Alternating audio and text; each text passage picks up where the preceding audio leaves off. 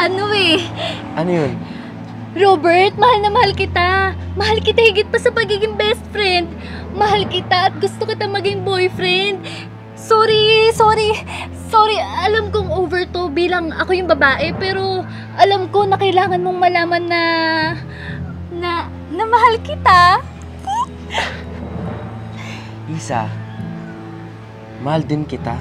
Talaga? Oo, mahal kita. Pero bilang best friend.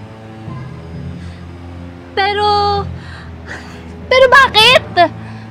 Isa, best friend lang tingin ko sa'yo. Bakit? May iba ka bang mahal? Wala.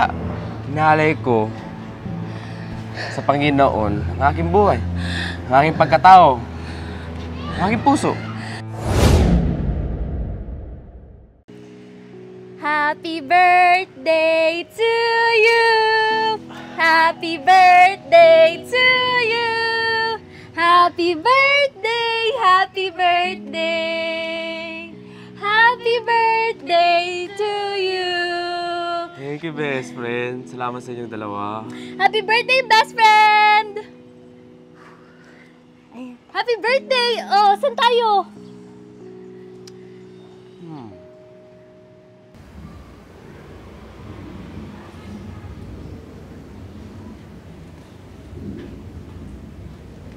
Akala ko naman sa buffet tayo isasama ni Robert.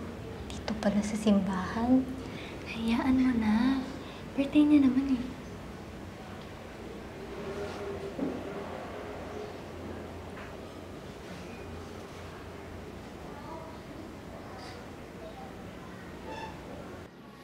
Maligayang kaarawan sa'yo, Robert.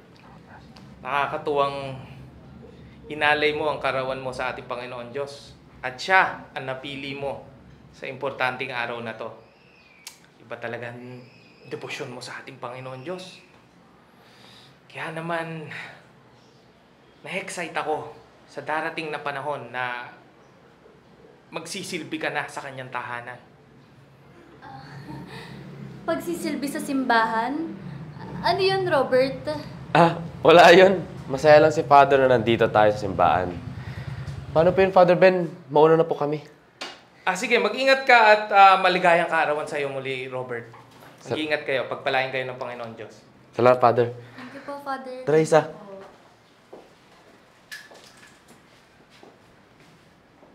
Anong order niyo po? May matcha frappe kayo? Meron po.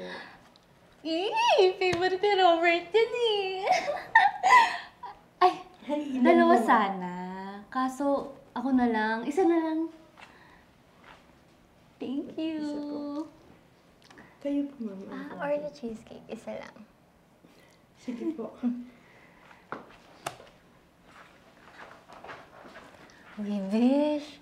Grabe yung mga titig mo kay Robert, ha? Ano, kailan mo ba kasi aaminin yung nararamdaman mo sa best friend mo? Naku, Besh, hindi ko nga alam kung tama ba to eh. Siyempre, best friend ko kaya si Robert. Naku, Bish, walang best friend sa pag-ibig, no? Dapat go lang ng go. Ay, ewan. Lande. Ay, dagta, Besh.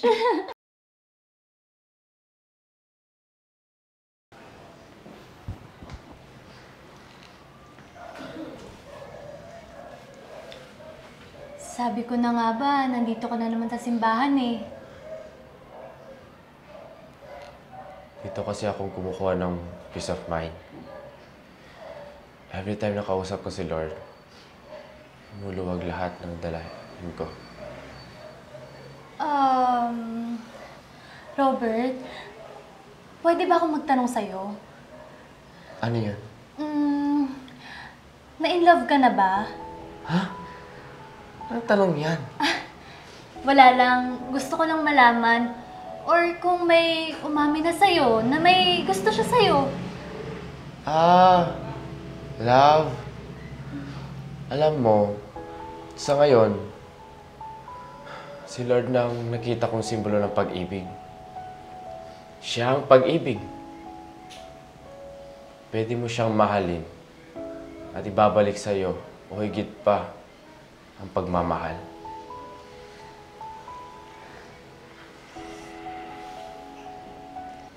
Bakit best friend? Wala.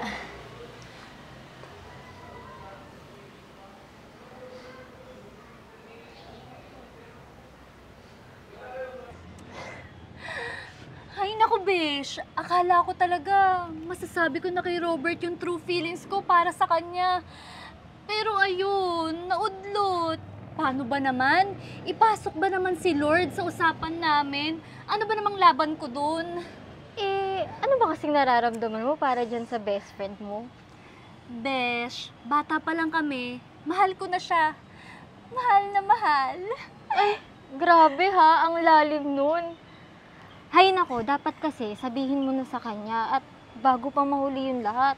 Bandang huli, mabaliwala ka pa.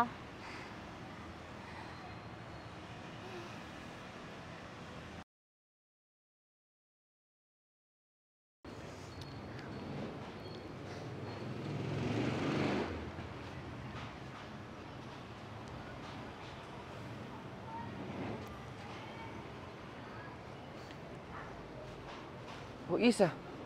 You're here. Anong ginagawa mo dito, Robert? Napunta ko ni Sophie dito. Ako din eh.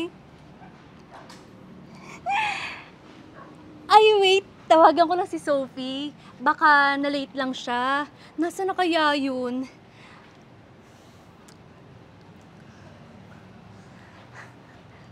Sophie, sagutin mo. Hello, Besh! Nasaan ka na? Nandito na kasi kami sa tambayan ni Robert. Pinapunta mo din pala siya. Oo, Bish, para magkaroon ka na ng time sa kanya para umamin. Ha? Go, Bish! Good luck! Oh, nasaan na si Sophie? Wait na lang natin siya.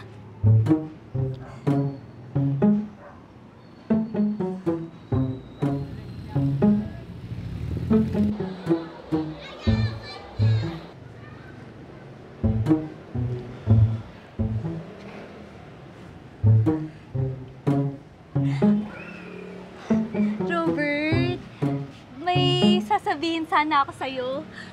Ano yun? Robert, ano kasi? Ano yun? Ano eh? Ano yun? Robert, mahal na mahal kita. Mahal kita higit pa sa pagiging best friend. Mahal kita at gusto kita maging boyfriend. Sorry.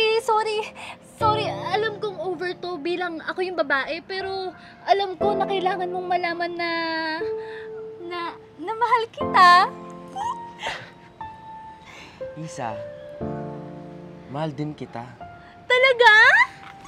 Oo, mahal kita. Pero bilang best friend.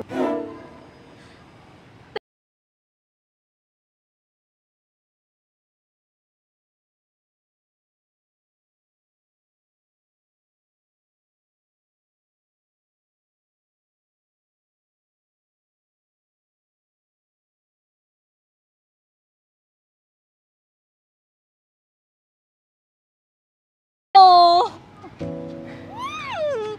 Isa, magsaseminaryo ako. Isa, magpapari ako. Pero Robert, mahal kita. Mahal na mahal kita. Ay, Isa.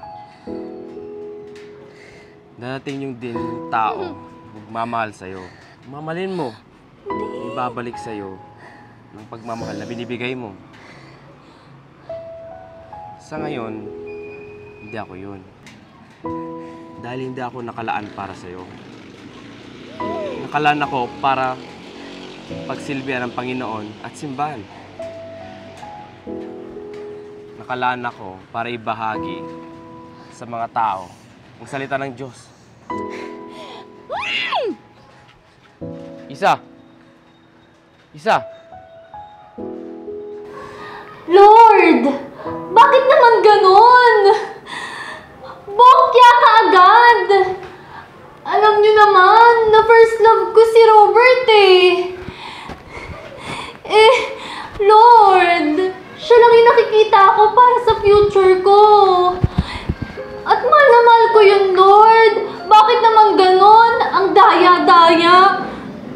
nag-surrender. Lord, ano bang laban ko sa'yo? Wala eh. Tapos agad ang laban. Lord naman eh. Isa? Father, sorry po. Narinig niyo po ba?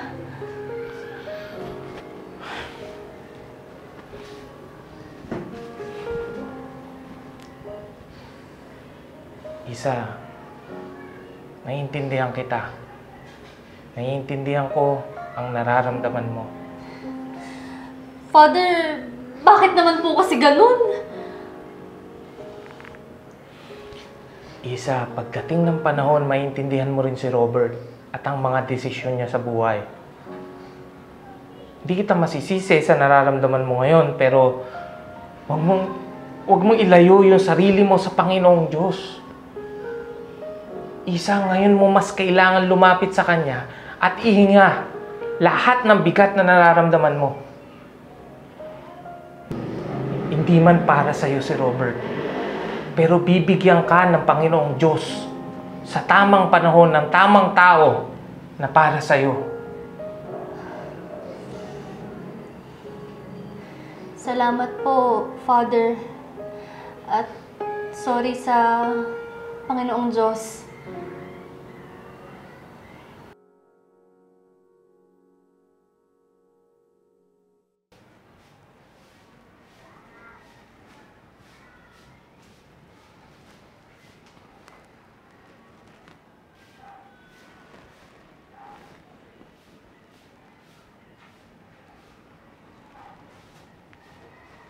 Robert,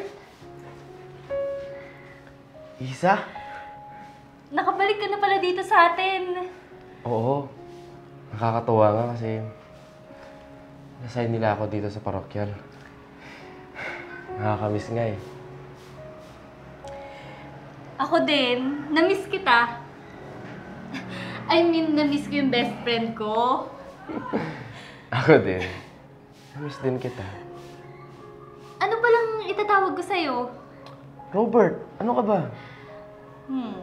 Parang mas okay yung Father Robert. Ayun. Kahit ano pa yan, okay lang sa akin.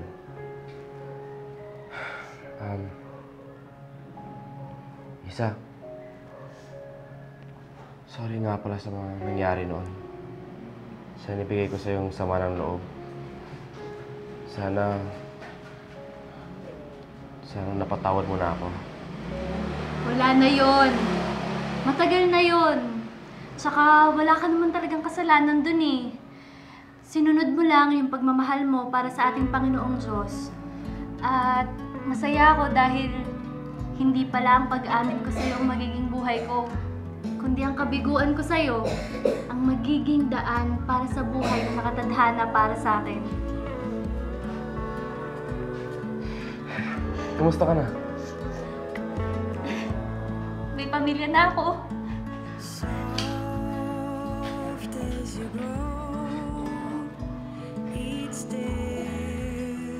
Robert, ito ang plano para sa akin ni Lord. At nagpapasalamat ako. Masaya ako para sa'yo. Masaya si Lord para sa'yo. Friends pa din? Best friends, panghabang buhay, Father. To